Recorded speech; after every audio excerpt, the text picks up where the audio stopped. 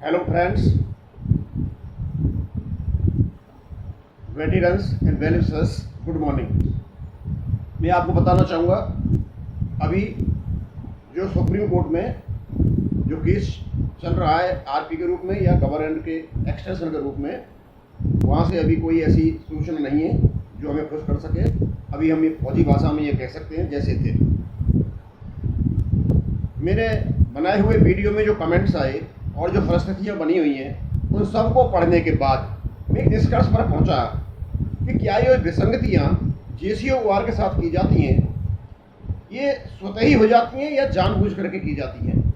मेरा निर्णय ये है 1973 से लेकर के आज तक कि हमारे ही प्रभावशाली लोग सिविल के ब्यूरोक्रेट से मिलकर इन विसंगतियों का निर्माण करते हैं और भारत सरकार से की वो अनुमति लेते हैं, सहमति लेते हैं, सैंक्शन लेते हैं और इनको लागू करते हैं। 1973 में जो हमारी पेंशन कम हुई थी, ऐसा नहीं हो सकता है कि हमारी पेंशन कम हो जाए और हमारे जो प्रभावशाली व्यक्ति थे उनकी बिना सहमति के हो जाए। खैर वो चीज़ मैं वहाँ छोड़ता हूँ और मैं आगे आता हूँ।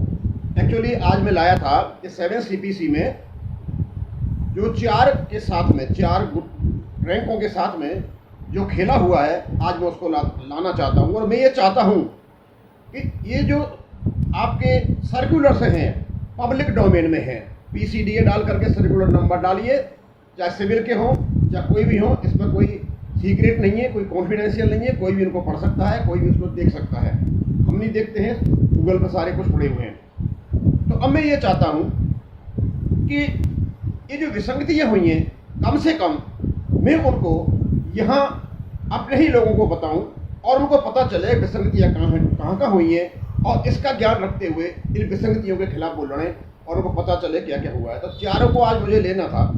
एक तो है जो एक्स ग्रुप का जो सिपाही है उसके साथ 7 CPC में क्या हुआ, एक्स और वाई ग्रुप का जो नायबसार है उसके साथ 7वें वेतन आयोग में क्या हुआ, और जो ऑनररी लेफ्टिनेंट और कैप्टन हैं आर्मी के और उनके समकक्ष जो नेवी और एयर फोर्स में उनके साथ क्या हुआ।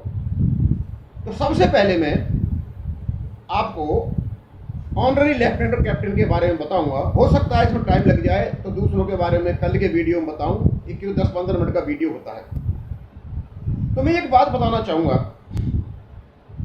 कि 6वें वेतन आयोग में जब भारत सरकार ने मिनिमम फिटमेंट टेबल का 50% पेंशन दी और उसको UPA सरकार ने लागू नहीं किया, और कैसे कैसे किया, एक तो थोड़ा सा उस पर संक्षिप्त प्रकाश डालेंगे तब हम कई बातों को समझ पाएंगे। जब लागू नहीं किया और जो वर्तमान पेंशन उसकी थी, करंट पेंशन थी, उसको 2.26 से जब मल्टीप्लाई किया, पेंशन बहुत कम आती थी, तो उन्होंने उसके बाद थोड़ा सा इंक्रीज किया। फिर उससे संतुष्ट नहीं हुए, फिर इन्होंने एक कमीशन बिठाया, चंद्रशेखर कमेटी, और वो 430 सर्कुलर लेकर के आए और उस 430 सर्कुलर में नोशनल मैक्सिमम का एक कॉन्सेप्ट लेकर के आए। और नोशनल मैक्सिमम का जो कॉन्सेप्ट था वो इस प्रकार था कि जो 5वें वेतन आयोग का जो हाईएस्ट एंड है उसके करस्पॉन्डिंग एंड जो 6वें वेतन आयोग में है वहां से पेंशन को सेट किया जाए। अब ये तो ये था कि जो इनका 6वें वेतन आयोग का जो एंड था, जैसे 9300 से लेकर 34,800 तक, तो 34,800 से लेना चाहिए था, लेकिन उन्होंने एक नया तरीका ढूंढा। उन्होंने देखा कि 5वें वेतन आयोग का जो शुरुआत है वहां से मिनिमम फिटमेंट टेबल बनाए जाए और जो उसका अपर हैंड है वहां से नोशनल मैक्सिमम बनाए जाएं और उस पर वही नियम लागू कर दिया जाए जो मिनिमम फिटमेंट टेबल पे किया था। लेकिन वो भी कम पड़ रहा था, तो इन्होंने कुछ क्या किया, कुछ सर्विस बढ़ा दी, सर्विस ऐड करके पेंशन निकाली गई 430 में। उसके बाद फिर कम हुआ तो फिर चंद्रशेखर कमेटी आई, जो 501 सर्कुलर आपका आया, उसमें JCO का जो वेटेज था वो नहीं बढ़ाया और NCOs का सिपाही और नायक और हवलदार का वेटेज बढ़ा करके उनकी पेंशन को बढ़ा दिया गया। और ये 2013 में 501 सर्कुलर आया था। जब ये सब कुछ हुआ तो उस समय ऑफिसर्स को लगा कि इनकी तो पेंशन बढ़ गई है, हमारी पेंशन तो बढ़ी नहीं है। तो उनके लिए फिर एक सर्कुलर आया, वही चंद्रशेखर कमेटी के तत्वाधान में, और उसको सर्कुलर है 542। जब 542 सर्कुलर को पढ़ते, यहां से जो ऑनररी लेफ्टिनेंट और कैप्टन है इनके साथ खेला हुआ। हम जब भी अपनी पे स्केल्स को पढ़ते हैं हम ये भूल जाते हैं कि मिनिमम फिटमेंट टेबल्स का एक बहुत बड़ा रोल है। और ये मिनिमम फिटमेंट टेबल्स की जो टेबल थी, गलती से 542 सर्कुलर में भारत सरकार ने या ब्यूरोक्रेट ने छाप दी, जिससे हमें पता चल गया कि वहां क्या हुआ है। अदरवाइज इसको नहीं छापते, हमें यही पता नहीं चलता कि किसने क्या किया है। अब हम मिनिमम फिटमेंट टेबल पर चलते हैं। तो मैं मिनिमम फिटमेंट टेबल पर केवल पहले मैं ऑनररी लेफ्टिनेंट और कैप्टन के बारे में आता हूं। ऑनररी लेफ्टिनेंट और कैप्टन का हमेशा से ही एक अलग पे स्केल रहा है, एक अलग ही टेबल रही है। तो ऑनररी लेफ्टिनेंट और कैप्टन की जो मिनिमम फिटमेंट टेबल थी वो थी ऑनररी लेफ्टिनेंट की, और जो 5वें वेतन आयोग में जो बेसिक पे है वो है 10,500, और ऑनररी कैप्टन की जो बेसिक पे है वो है 10,850। इनका शुरू और अंत एक ही है, इनमें ना कोई इंक्रीमेंट है ना कुछ है। तो पे कमीशन नहीं है, माना कि जब इनका प्रमोशन होता है तो यहाँ से इनको मिलता है। तो ये तो इनिशियल हुआ उनका, तो इनिशियल से नोशनल मैक्सिमम बनाए गए, और इनके जो नोशनल मैक्सिमम बनाए गए थे वो बनाए गए 10,500 से, और इनकी मिनिमम फिटमेंट टेबल थी वो आई 30,930 ऑनररी लेफ्टिनेंट की। ऑनररी कैप्टन की जो बनी उनका बेसिक पे था 10,850। ये आपको 542 सर्कुलर में मिनिमम फिटमेंट टेबल में मिल जाएगा, और उनकी जो मिनिमम फिटमेंट टेबल बनी वो बनी 32,290। ये तो मैं बात कर रहा हूं आपको ऑनररी लेफ्टिनेंट और ऑनररी कैप्टन की। अब मैं रेगुलर लेफ्टिनेंट और कैप्टन की बात करता हूं। जो लेफ्टिनेंट जो थे रेगुलर, उनकी जो पे स्केल था 5वें वेतन आयोग में वो था 8,250 से लेकर के 10,050, यानी उनका जो अपर एंड था 10,050 था। और जो ऑनररी लेफ्टिनेंट का जो इनिशियल है 10,500 उससे कम था।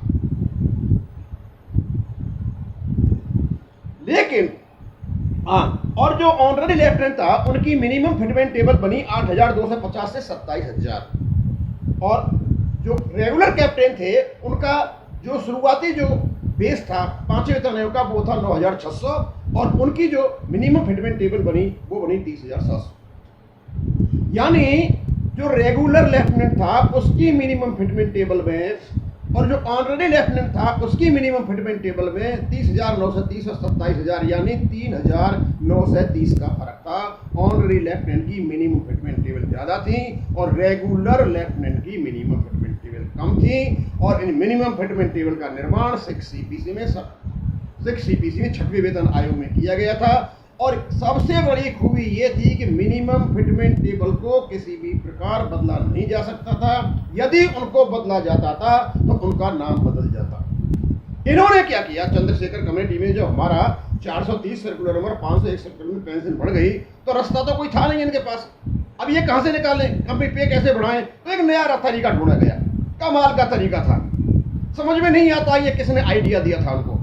इन्होंने क्या किया, ये मानते हुए कि ऑनररी लेफ्टिनेंट और कैप्टन रेगुलर लेफ्टिनेंट और कैप्टन से जूनियर होते हैं, इसलिए इनकी मिनिमम फिटमेंट टेबल को उनके लिए ट्रांसफर कर दिया जाए। यानी 27,000 को इन्होंने 30,930 रेगुलर लेफ्टिनेंट को कर दिया और 32,290 को जो होनी चाहिए थी 30,700 उसको रेगुलर कैप्टन को ट्रांसफर कर दिया। और इस प्रकार इन्होंने अपनी नई टेबल का निर्माण कर लिया और उनको कहा इन्होंने मिनिमम फिटमेंट टेबल। अब ये बताइए कि जब एक लेफ्टिनेंट का अपर एंड जहां से नोशनल मैक्सिमम बने थे हमारे लिए उसका अपर एंड ही 10,050 है और एक ऑनररी लेफ्टिनेंट का 10,500 है, तो इसका मतलब हुआ नोशनल मैक्सिमम से ज्यादा से इन्होंने फिट करने के बाद भी ये कहा ये नोशनल मैक्सिमम है, यानी लोअर रेंज से बनाई गई है, और इन्होंने ट्रांसफर कर दिया। उसके बाद नया तरीका ढूंढ करके सारे अफसरों को इसी प्रकार इन्होंने किया और उसे पेमेंट भी हो गया। यानी कहने का मतलब है कि जो 28, 29, 30 साल का जो एक ऑनररी लेफ्टिनेंट बना जा करके उसको जो पे बनी उस 28, 30 साल में जा करके इन्होंने एक पहले महीने की तनख्वाह पाने वाले लेफ्टिनेंट को ट्रांसफर कर दिया। इसका मतलब ये हुआ। अब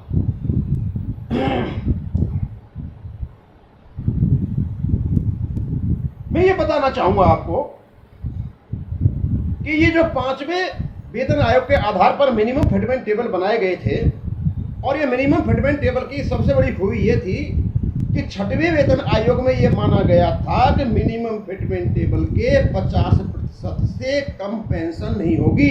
ये सेट हो गया था, गवर्नमेंट ने माना, ये लागू हो गया था। तो किसी भी हालत में आगे चल के भी ऑनररी लेफ्टिनेंट और कैप्टन की मिनिमम फिटमेंट टेबल के जो 5वें वेतन आयोग के आधार पर बनी थी, 6वें वेतन आयोग बनाई थी, उससे कम नहीं हो सकती थी। अब ऐसा क्या हुआ कि अब उस मिनिमम फिटमेंट टेबल से ऑनररी लेफ्टिनेंट और कैप्टन की पेंशन कम हो गई। क्या हुआ, इन्होंने क्या किया कि इनको पूर्ण रूप में यह मान लिया गया, मर्ज कर दिया गया उसमें ऑफिसर्स ग्रुप में। और जब इनका फिक्सेशन हुआ, वो कहां से हुआ पता नहीं, फिक्सेशन होना चाहिए था 30,930। ये मिनिमम फिटमेंट टेबल थी इंटू 2.57। जब प्रमोशन होगा 1/1/2016 को किसी भी ऑनररी लेफ्टिनेंट का, तो उसकी बेसिक बनेगी इस हिसाब से 79,490, और उसकी बेसिक पे बनेगी, उसकी पेंशन बनेगी 39,740। उसी प्रकार ऑनररी कैप्टन की जो मिनिमम फिटमेंट टेबल थी वो थी 32,290 इंटू 2.57, 82,985, और उनकी जो पेंशन बनेगी वो बनेगी 41,492। और बाद में आपका ये चला हुआ सारा का सारा। यानी इन्होंने क्या किया कि जब इनको 1/1/2016, यानी ये तो पे कमीशन 2018 में आया था, 1/1/2016-17 में भी यही नियम लागू होगा। ये उसके बाद में क्या हुआ है समझ में बात नहीं आ रही है। तो जब इन्होंने उनको फिक्स किया 1/1/2016 के बाद, यानी 18 में आया होगा, उससे पहले भी तो इनका प्रमोशन हो चुका था, तो इनको कहीं ऐसा सेट किया जो 79,490 है, इनको कहीं मुझे लगता है कि या तो 72,000 रुपये या 74,000 रुपये, यानी कम इनको फिक्सेशन हुआ जो इनका फिक्स हुआ। और उसी प्रकार ऑनररी कैप्टन का हुआ, और इस प्रकार इनकी पेंशन को डाउनग्रेड कर दिया गया। अब मैं बताना चाहूँगा यहाँ पे कि जो ये 500 दूसरा जो मिनिमम फिटमेंट टेबल थे वो 542 सर्कुलर में है, और इन्हीं मिनिमम फिटमेंट टेबल्स जो नए बनाए गए थे, नए ऑफिसर्स के लिए बनाए गए, जिनको मैं तो नोशनल मैक्सिमम कहूंगा कि नोशनल मैक्सिमम से ऊपर से बनाए गए थे, और उन्हीं से इन्होंने 568 सर्कुलर जो मिनिमम फिटमेंट टेबल का 50% है, उससे इनको 568 सर्कुलर में भुगतान हुआ। यानी कहने का मतलब ये 568 सर्कुलर में हमारे लिए मिनिमम फिटमेंट टेबल से 50% हुआ, और ऑफिसर्स का जो पेमेंट हुआ था वो नोशनल मैक्सिमम से हुआ था। और दो बात निकल करके आती है, या तो ऑनररी लेफ्टिनेंट कैप्टन का भुगतान मिनिमम फिटमेंट टेबल के 50% से किया जाए, फिक्सेशन किया जाए, अपने आप समस्या सुलझ जाएगी, या फिर ऐसा किया जाए कि जो 28 साल का जो लेफ्टिनेंट और कैप्टन है वहां तक इनकी पेंशन को नोशनली ले जाया जाए, उसका 50% पेंशन को दिया जाए। यदि ये करते हैं तो उनको 50,000 से कम पेंशन नहीं होगी, और यदि वो करते हैं तो विसंगति निकल जाएगी। और जब 28 साल के ऑनररी लेफ्टिनेंट कैप्टन की मिनिमम फिटमेंट टेबल को एक महीने के जो रेगुलर लेफ्टिनेंट कैप्टन है उनको ट्रांसफर की जा सकती है, तो उनकी 28 साल और 30 साल की जो भी पेंशन है, जो भी उनकी वेतन बनती है, उसका 50% उनको क्यों नहीं दिया जा सकता? क्योंकि अभी टाइम हो गया, मैं उनका नहीं ले पाऊंगा, सिपाही का, नायब सदर का, और दोनों ग्रुपों का, क्योंकि अभी 14:56 हो गए हैं। तो मैं ये कह रहा हूँ कि ये सारी जो परेशानियां आती हैं, ये धीरे धीरे डिग्रेडेशन हो रहा है। मतलब इस चीज़ का हमारे जो ऑनररी लेफ्टिनेंट कैप्टन को मैं बताना चाहूँगा, आप AFT जाइए और आप कहीं भी मत जाएं, आप 542 सर्कुलर को पकड़िए, मिनिमम फिटमेंट पकड़िए और आप कहिए हमारा फिक्सेशन जो आप 1/1/2016 को कर रहे हो, आप 50 मिनिमम फिटमेंट टेबल के 50% से कम नहीं कर सकते हो, आप हमारा फिक्सेशन सही करिए। ये बहुत हल्का सा काम है और यदि आप नहीं करते हो तो ये आपकी गलती है, क्योंकि आपके आने वाले जो लोग हैं वो उसको सफ़र करेंगे, आप भी सफ़र कर रहे हैं और ये आपका ऐसा पॉइंट है जिस पे आप आगे बढ़ सकते हो। थैंक यू, धन्यवाद।